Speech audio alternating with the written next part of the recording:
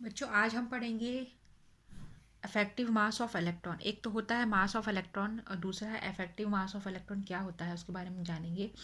सबसे पहले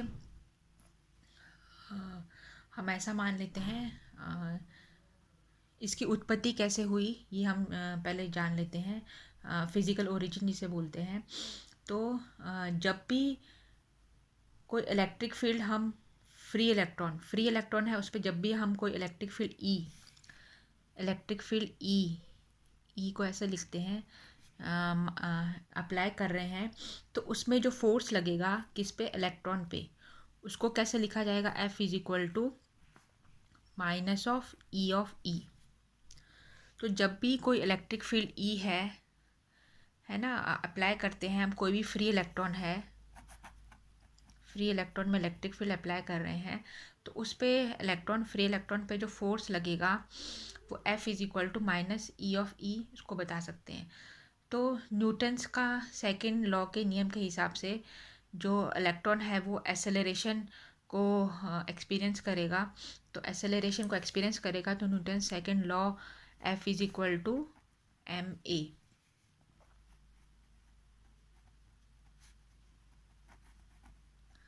तो इलेक्ट्रॉन फोर्स एक्सपीरियंस करेगा जब उसको है ना, फ्री इलेक्ट्रॉन में इलेक्ट्रिक फील्ड ई अप्लाई कर रहे हैं। सो उसमें जो फोर्स एक्सपीरियंस करेगा, एसेलरेशन को एक्सपीरियंस करेगा, F is equal to M में उसको लिख सकते हैं। और एम इज इक्वल टू क्या है, M is equal to F by A. और एफ क्या है, एफ को हम लिख सकते हैं minus E of E, minus E of E, इसको ऐसे बनाना है, ई ऑफ ई अपॉन ए।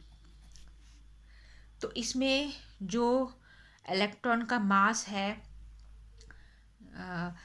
उसको कैसे हम बता सकते हैं इस इक्वेशन के द्वारा, जिसको फ्री इलेक्ट्रॉन मास बोलते हैं। इसे क्या कहा जाता है, फ्री इलेक्ट्रॉन मास। तो ये जो मास है वो कौन सा मास है, फ्री इलेक्ट्रॉन मास है, फ्री इलेक्ट्रॉन मास। लेकिन जब जब इलेक्ट्रॉन है, एक इलेक्ट्रॉन मान लो वो मूव कर रहा है एक सॉलिड में, ठीक है, सॉलिड है उसके अंदर एक इलेक्ट्रॉन मूव कर रहा है, तो उस इलेक्ट्रॉन पे जो फोर्स लग रहा है किस वजह से, due to periodic potential. Periodic potential के बारे में हम पढ़ चुके हैं, पीरियोडिक पोटेंशियल किसे कहते हैं। तो पीरियोडिक पोटेंशियल की वजह से इलेक्ट्रॉन जो मूव कर रहा है सॉलिड में उसको जो फोर्स लग रहा है ना, जो क्रिस्टल है ना, और जो एसेलरेशन प्रोड्यूस हो रहा है इलेक्ट्रॉन के द्वारा, है ना, तो इसका जो रेशियो होता है सॉलिड में उसको इफेक्टिव मास कहा जाता है। उसको क्या कहा जाता है, इफेक्टिव मास कहा जाता है। तो इफेक्टिव मास किसे कहा जाता है, ये जो मास है ये इसे कहा जाता है फ्री इलेक्ट्रॉन मास। लेकिन जो इफेक्टिव मास है इलेक्ट्रॉन का वो किसको कहते हैं, जब भी कोई इलेक्ट्रॉन है उस पर फोर्स लग रहा है ना, ड्यू टू द जो पीरियोडिक पोटेंशियल लेटाइस के अंदर प्रेजेंट है उसके द्वारा उस पर जो फोर्स लग रहा है, और जो एसेलरेशन इलेक्ट्रॉन के द्वारा प्रोड्यूस हो रहा है ना, फ्री इलेक्ट्रॉन मास के द्वारा, तो इन दोनों का जो रेशियो है, उसको क्या कहा जाएगा, effective mass of the electron कहा जाएगा। तो इसको कैसे लिखेंगे मैं आपको आगे बताऊंगी। एक एग्जांपल मान लेते हैं, सपोज इसको समझने के लिए, एक के इलेक्ट्रॉन है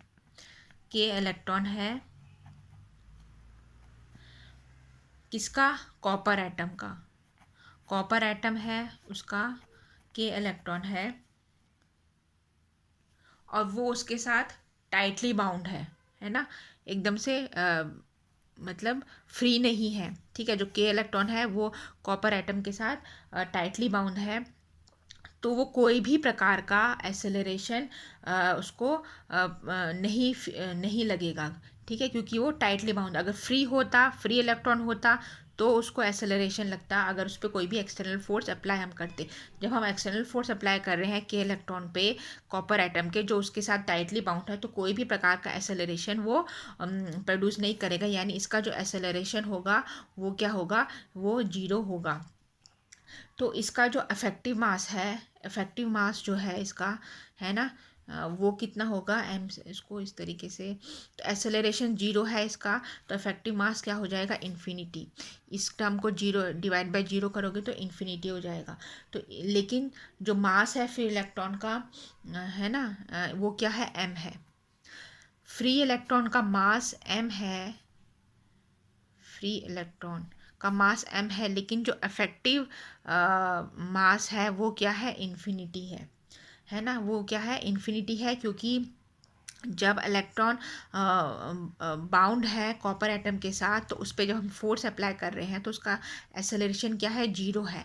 एक्सेलरेशन जीरो होगा तो कोई भी टर्म में डिनोमिनेटर में जीरो होगा तो वो क्या हो जाता है, इन्फिनिटी हो जाता है। तो उसका इफेक्टिव मास इन्फिनिटी होगा। लेकिन फ्री इलेक्ट्रॉन का मास, अगर इलेक्ट्रॉन फ्री है तो उसका मास कितना होगा, एम होगा।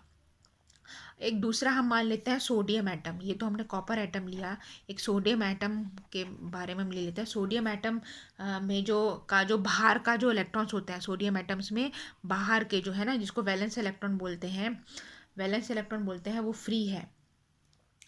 तो इसमें जो इफेक्टिव मास अगर इस वैलेंस इलेक्ट्रॉन में अप्लाई करेंगे, वैलेंस इलेक्ट्रॉन है सोडियम एटम का, उसमें हम अप्लाई करेंगे उसको उसको अगर हम फोर्स, एक्सटर्नल फोर्स अप्लाई करेंगे तो इफेक्टिव मास जो होगा, है ना, वो किसके बराबर होगा, वो इफेक्टिव मास होगा वो फ्री इलेक्ट्रॉन के बराबर होगा। क्योंकि फ्री इलेक्ट्रॉन है उसका कुछ ऐसे, है ना, इट हैज सम एक्सेलरेशन, उसका कुछ एक्सेलरेशन होगा, तो इफेक्टिव मास जो होगा सोडियम, है ना, वो वैलेंस इलेक्ट्रॉन का वो फ्री इलेक्ट्रॉन के मास के बराबर होगा, यानी M star is equal to M होगा। किस केस में, सोडियम एटम में जो वैलेंस इलेक्ट्रॉन है, बाहर के इलेक्ट्रॉन है जो फ्री हैं, उस केस में। तो यहाँ पर हम ऐसा मान लेते हैं, जब भी हम इलेक्ट्रिक फील्ड ई अप्लाई करेंगे क्रिस्टल लेटाइस में, तो जो इलेक्ट्रॉन्स में फोर्स लगेगा उसको हम कैसे लिख सकते हैं, F is equal to minus E plus F one. यहाँ पर एफ वन है, एफ वन क्या है, फोर्स एक्टिंग ऑन इलेक्ट्रॉन, जो इलेक्ट्रॉन पे फोर्स लग रहा है किसके द्वारा, सॉलिड में जो आयन कोर है, सॉलिड में है जो आयन है, आयन कोर है ना, जो आयन कोर है सॉलिड में, उसके द्वारा जो फोर्स लग रहा है उस इलेक्ट्रॉन पे, उसको हम F1 से बताएंगे। तो टोटल फोर्स कितना लगेगा, F is equal to minus E. ये फोर्स है, ये इलेक्ट्रिक फील्ड जब अप्लाई कर रहे हैं तब इलेक्ट्रॉन पे जो फोर्स लग रहा है वो F is equal to minus E of E है, प्लस दूसरा कौन सा फोर्स लगेगा, जो आयन कोर है सॉलिड में, उसके द्वारा जो इलेक्ट्रॉन पे फोर्स लग रहा है वो F1 है। तो सेकेंड लॉ जो है, यानी इलेक्ट्रॉन पे क्या एक्सेलरेशन लगेगा, जिसको हम सेकेंड लॉ के द्वारा बताएंगे, F is equal to M A. तो इसमें F1 क्या हो जाएगा, F1 है फोर्स जो इलेक्ट्रॉन पे लग रहा है आयन, सॉलिड के आयन कोर के द्वारा, F1 is equal to M1A हो जाएगा।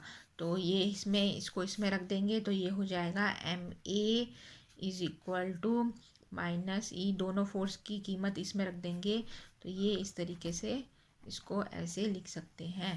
तो यहाँ हो जाएगा m minus M one is equal to minus E of E upon A, इसको इस तरीके से लिख सकते हैं। तो ये जो है m माइनस एम, इसे क्या कहा जाएगा, m स्टार, इसको क्या कहा जाएगा, m star is equal to minus E of A. ये इसको कहा जाएगा effective mass, effective mass of, है ना, इलेक्ट्रॉन का इफेक्टिव मास किसमें, सॉलिड में। तो इसमें जो फोर्स की जो डायरेक्शन है, दिशा है, वो पैरेलल और एंटी पैरेलल हो सकती है ना। इलेक्ट्रॉन के द्वारा जो एक्सपीरियंस फोर्स किया गया है उसको क्या हो सकती है, पैरेलल और एंटी पैरेलल हो सकती है। तो इससे क्या होगा, इफेक्टिव मास क्या हो सकता है, नेगेटिव, पॉजिटिव और जीरो भी हो सकता है। तो इसमें अगर जो M1 है अगर वो बड़ा है M से, तो इसमें M स्टार क्या हो जाएगा, नेगेटिव हो जाएगा। अगर M1 क्या है, बराबर है M के, तो m स्टार क्या हो जाएगा, m0 हो जाएगा। और अगर m1 है वो छोटा है m से, तो इसमें m स्टार क्या हो जाएगा, वो पॉजिटिव हो जाएगा। इस तरीके से तो ये था effective mass of an electron, है ना। अब इसमें जो नेगेटिव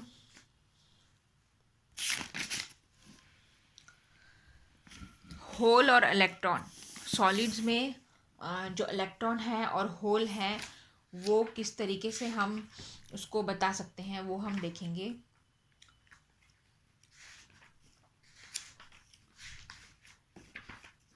इसमें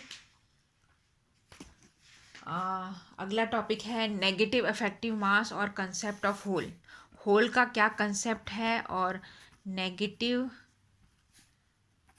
effective mass and concept of whole.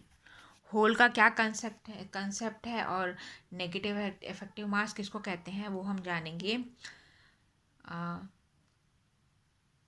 जो हमें पता है, जो बैंड गैप्स होते हैं, है ना, बैंड गैप में दो गैप होता है। एक वैलेंस इलेक्ट्रॉन द्वारा जो बैंड गैप बनता है उसको वैलेंस बैंड बोला जाता है, और जो ये लोअर एनर्जी लेवल का होता है, और दूसरा होता है हायर एनर्जी लेवल में कंडक्शन बैंड जिसको बोलते हैं। और इन दोनों के बीच का जो गैप होता है उसको क्या कहते हैं, फॉरबिडन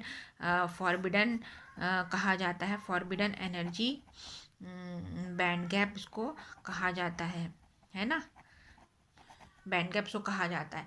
तो जब ज़ीरो केल्विन टेम्परेचर होता है, 0 केल्विन टेम्परेचर पे जो वैलेंस बैंड होते हैं वो क्या होते हैं, कम्प्लीटली फिल्ड होते हैं। तो फिल यानी भरे हुए होते हैं, है ना, भरा हुआ होता है ये। तो भरे हुए को हम इस तरीके से लाइन से ऐसे बता सकते हैं। और कंडक्शन बैंड जो हायर एनर्जी लेवल का होता है वो क्या होते हैं, एम्प्टी यानी खाली होता है ना। इस तरीके से जब आप इसमें कोई इलेक्ट्रिक फील्ड आप अप्लाई करते हो 0 केल्विन पे ही, है ना, तो ये कौन सा सेमीकंडक्टर हुआ, इंट्रिंसिक इसको कहते हैं, इंट्रिंसिक सेमीकंडक्टर इसे कहा गया है ना। सेमीकंडक्टर हैं दो प्रकार के होते हैं, एक्सट्रिंसिक वो होते हैं। इंट्रिंसिक में अगर आप कोई डोपिंग करते हो, कुछ इम्प्योरिटी ऐड करते हो तो एक्सट्रिंसिक बन जाते हैं। तो इंट्रिंसिक सेमीकंडक्टर में अगर आप इलेक्ट्रिक फील्ड अप्लाई कर रहे हो 0 केल्विन पे, तब क्या होगा, तब यहाँ पर जो इलेक्ट्रॉन होगा, है ना, वो क्या होगा, इट विल जंप, उसको एनर्जी मिलेगी and it will jump into the conduction band. जो ये खाली कंडक्शन बैंड है उसमें चला जाएगा। तो यहाँ से ये जब यहाँ इलेक्ट्रॉन जंप करेगा तो यहाँ पर क्या होगा, एक गैप बोलते हैं, खाली जगह जिसको वॉइड भी बोलते हैं, खाली जगह रह जाएगी। तो ये खाली जगह को क्या क्या कहते हैं, ये खाली जगह को होल कहा जाता है। खाली जगह को क्या कहा जाता है, होल कहा जाता है।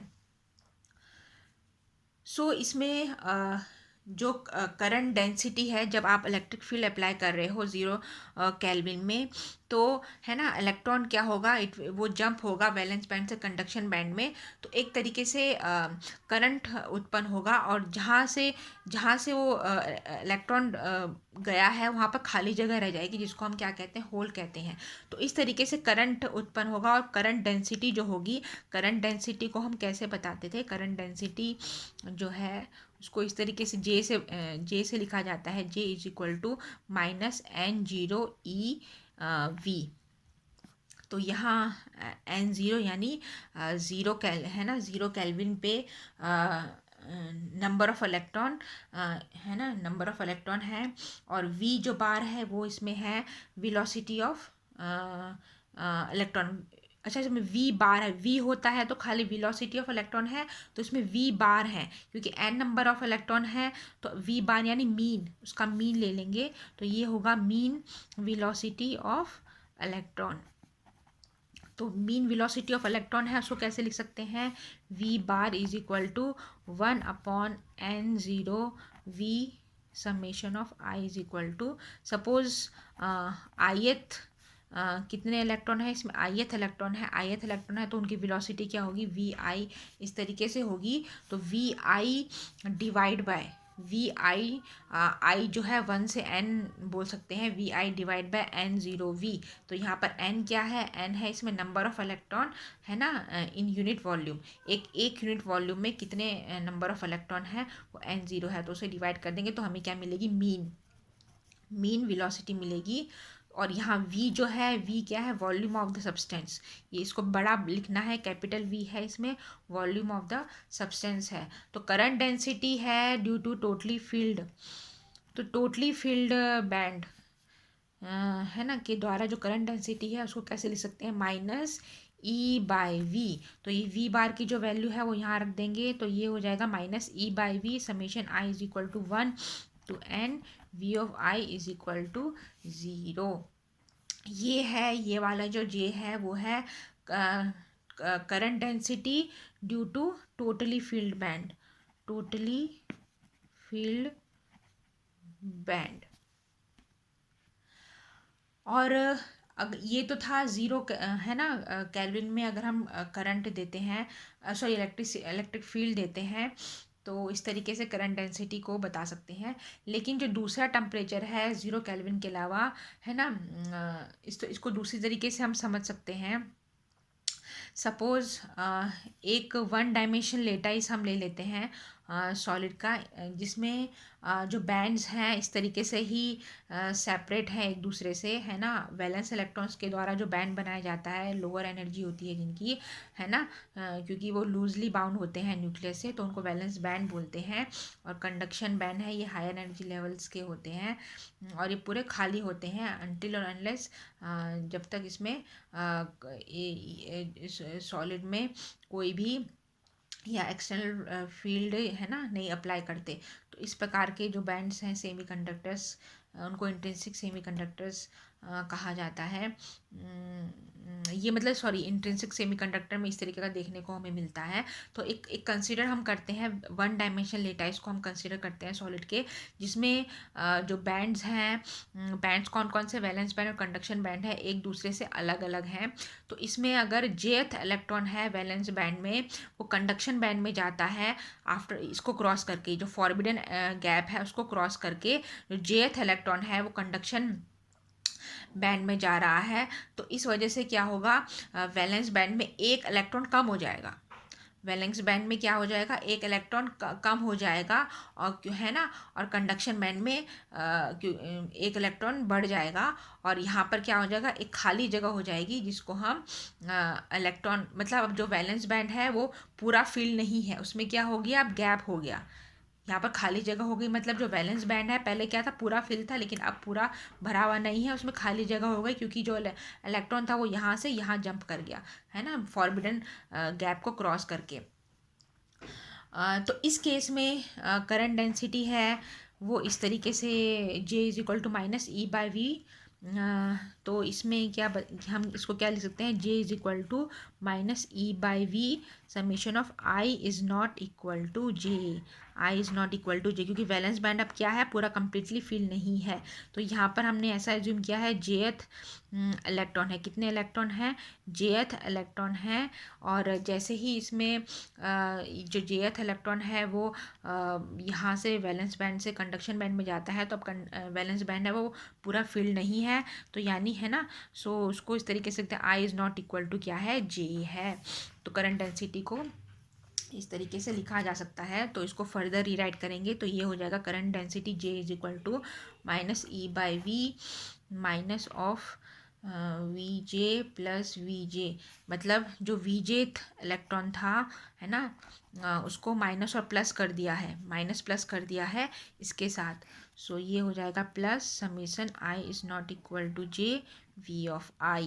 तो इस इक्वेशन में हमने माइनस Vj प्लस Vj करके इसको इस तरीके से रीराइट कर लिया है। तो इसको कैसे लिख सकते हैं, J is equal to minus E/V minus of Vj plus summation I of Vi।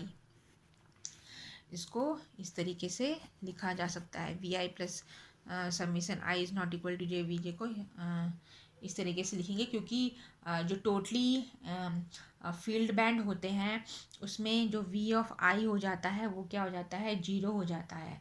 सो इसमें करंट डेंसिटी क्या हो जाएगी, J is equal to E by V, V of J. तो टोटली फील्ड बैंड में, जो टोटली फील्ड बैंड होते हैं उसमें क्या होगा, V of I is equal to क्या हो जाएगा, जीरो हो जाएगा। तो ये इक्वेशन को इस तरीके से लिख सकते हैं, J is equal to E by V of V J. तो ये वाली जो इक्वेशन है, J is equal to E by V of V J, इससे क्लियर है कि जो करंट प्रोड्यूस हो रहा है, करंट जो प्रोड्यूस हो रहा है जिसमें इलेक्ट्रॉन को अवॉइड किया गया है ना, इसमें देखो इसमें क्या मिला हमें, it is plus E, it is ये क्या है, प्लस ई है ना। तो टोटली फील्ड बैलेंस बैंड में क्या हो जाता है, ये ज़ीरो हो जाएगा। टोटली फील्ड बैलेंस बैंड में ये summation of V I is equal to क्या हो जाएगा, जीरो हो जाएगा। तो इस केस में तो किसके बराबर होगा, current produce by the motion of positive charge. तो जितना करंट प्रोड्यूस इलेक्ट्रॉन के द्वारा हो रहा है, मतलब इलेक्ट्रॉन के अवॉइडेंस में हो रहा है, इलेक्ट्रॉन अवॉइड हो गया ना उसमें, जो वाइड मतलब खाली जगह, वाइड मतलब खाली जगह के द्वारा जो करंट प्रोड्यूस हो रहा है, तो उतना ही करंट प्रोड्यूस होगा पॉजिटिव चार्ज के द्वारा। मतलब सो इस टाइप को क्या कहा जाता है, this is called the positive charge. इसको पॉजिटिव चार्ज कहा जाता है, और उसको एक शब्द में क्या कहते हैं, होल। उसको क्या कहा जाता है, होल कहा जाता है। तो ये जो इक्वेशन है इससे ये क्लियर है, जो करंट प्रोड्यूस हो रहा है ना इलेक्ट्रॉन के अवॉइडेंस में, मतलब उसको नगण्य करके, इलेक्ट्रॉन को नगण्य करके, क्योंकि टोटली यहाँ पर क्या है, जो टोटली फील्ड बैलेंस बैंड है उसके द्वारा जो करंट प्रोड्यूस हो रहा है will be equal to the, किसके बराबर होगा, current produce by the motion of the positive charge. Positive charge के मोशन के द्वारा जो करंट प्रोड्यूस होगा उसके बराबर होगा, है ना। मतलब जो इलेक्ट्रॉन जो है खाली जगह छोड़ रहा है ना, तो वो पॉजिटिव चार्ज की तरह बिहेव करेगा, और जिसको हम होल कहते हैं, इसको हम क्या कहा जाता है, होल कहा जाता है। तो इसमें न्यूटन्स का जो सेकेंड लॉ है एक्सटर्नल इलेक्ट्रिक फील्ड में, तो इसमें जो मोशन ऑफ इलेक्ट्रॉन है, मोशन ऑफ इलेक्ट्रॉन का जो मोशन है वो हो जाएगा M E star D V E by D T. Acceleration को क्या लिख सकते हैं, D V E by D T is equal to minus E of E. तो F is equal to M में है, जो न्यूटन्स का सेकेंड लॉ है, तो F minus E of E है। यहाँ पर इफेक्टिव मास है एम स्टार, एसेलेशन को D V E by D T लिख सकते हैं। और जो होल जो मोशन ऑफ होल है ना, होल का जो मोशन है उसमें क्या हो जाएगा, एम ई स्टार के बदले क्या हो जाएगा, M H star D V H by D T is equal to E of E. तो यहाँ पर क्या हो जाएगा, ये हो जाएगा M H star is equal to minus M E star, M H star is equal to minus M E star. तो इससे ये क्या हुआ, जो इफेक्टिव मास है इलेक्ट्रॉन का टॉप लेवल बैंड्स में वो क्या है, नेगेटिव है। कुछ फाइनेट टेम्परेचर पे इलेक्ट्रॉन्स क्या होते हैं, टॉप लेवल से जो वैलेंस बैंड का जो टॉप लेवल होता है, ऊपर का लेवल होता है वैलेंस बैंड का, वो है ना, ये वैलेंस बैंड है, इसका जो ऊपर का लेवल होता है, यहाँ से इलेक्ट्रॉन्स जंप करके कहाँ चले जाते हैं, कंडक्शन बैंड में चले जाते हैं, कुछ टेम्परेचर जब हम उसको अप्लाई करते हैं। सो यहाँ पर जब इलेक्ट्रॉन ट्रांजिट करता है, जंप करता है इधर से इधर, तो खाली जगह रहती है, उसको हम क्या कहते हैं, होल्स कहते हैं। अब प्रॉपर होल्स की प्रॉपर्टी क्या है, वैलेंस बैंड में होल्स एक पॉजिटिव चार्ज पार्टिकल की तरह बिहेव करते हैं। तो पहली प्रॉपर्टी ये है इसकी, होल की, जो वैलेंस बैंड है उसमें होल पॉजिटिव चार्ज पार्टिकल की तरह बिहेव करते हैं। तो ई एच क्या होता है, प्लस ई, जो होल क्या है, it is equal to plus V. और जो इफेक्टिव मास होता है होल का, वो किसके बराबर होता है, minus effective mass of electron. तो इफेक्टिव मास ऑफ होल किसके बराबर होता है, minus of effective mass of electron, उसके बराबर होता है। और जो मोमेंटम होता है होल का मोमेंटम किसके बराबर होता है, M H star V H, M H star V H, है ना, mass of hole, effective mass of hole multiply by V H, velocity of hole. तो वो मोमेंटम होता है, इसको हम लिख सकते हैं minus M E star of V E is equal to minus P E. यानी जो इलेक्ट्रॉन का मोमेंटम होता है, नेगेटिव इलेक्ट्रॉन का मोमेंटम होता है, वो पॉजिटिव होल का मोमेंटम होता है। और इसकी फोर्थ प्रॉपर्टी है जो वेव प्रोपोगेशन कांस्टेंट है। वेव प्रोपोगेशन कांस्टेंट को किससे बताते थे, के। जैसे कोई भी पार्टिकल होता है उसका वेव प्रोपोगेशन कांस्टेंट होता है, क्वांटम मैकेनिक्स में हमने ही पढ़ा है। तो होल का जो वेव प्रोपोगेशन कांस्टेंट है उसको हम लिखते हैं P H of H cut, जो किसके बराबर होता है, minus P E of H cut, यानी माइनस के ऑफ ई। तो जो प्रोपोगेशन कांस्टेंट है होल का, वो इलेक्ट्रॉन के नेगेटिव के प्रोपोगेशन कांस्टेंट के बराबर होता है। ये इसकी चौथी प्रॉपर्टी है। पांचवी प्रॉपर्टी ये है, जो होल की एनर्जी होती है वो इलेक्ट्रॉन की माइनस ई एनर्जी के बराबर होती है। और जो इक्वेशन लास्ट प्रॉपर्टी है छठवीं, जो होल का इक्वेशन ऑफ मोशन होता है वो किसके बराबर होता है, वो होता है H cut D K H upon D T is equal to F. तो ये 6 प्रॉपर्टीज़ है होल की, छोटे मार्क्स में पूछ सकते हैं।